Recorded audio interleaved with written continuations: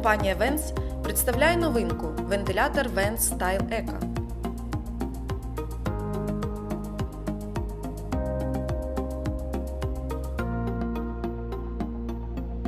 Це рекордсмен у плані потужності, енергоефективності та наявності інтелектуальних опцій. Дизайн вентилятора гармонійно вписується до будь-якого інтер'єру. Зараз ми встановимо його в нашій вітальні та продемонструємо, як він працює. Корпус та крильчатка виготовлені з міцного високоякісного пластику, стійкого до ультрафіолету. Вентилятор обладнано двигуном постійного струму, який забезпечує революційно низьке енергоспоживання – лише 3 Вт. У моделі Style Eco LED встановлена LED-панель із різнокольоровим підсвічуванням корпусу, що створює особливий настрій у вашому приміщенні.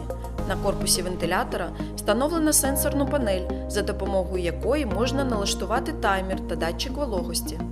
Спеціальна аеродинамічна форма крильчатки забезпечує велику витрату повітря та низький рівень шуму – лише 22 акустичних децибел.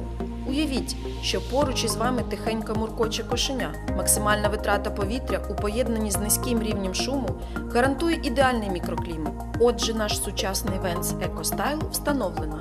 Ми можемо керувати ним у будь-якій точці приміщення. Для цього потрібно завантажити спеціальну програму. Вентилятор може працювати у різних режимах та на різних швидкостях. Доступні функції роботи за таймером. Вентилятор буде автоматично вмикатися та працювати за даний час, потім автоматично вимикатися. Та за датчиком вологості, коли вологість перевищить заданий рівень, вентилятор автоматично увімкнеться, відпрацює час, встановлений за таймером, та автоматично вимкнеться. А ще доступна опція інтервального таймера. Якщо вентилятор тривалий час залишається неактивним, таймер його автоматично вмикає кожні 6, 12 та 24 години. Встановлюйте сучасні інноваційні вентилятори та дихайте вільно, свіжим повітрям із компанією Vents.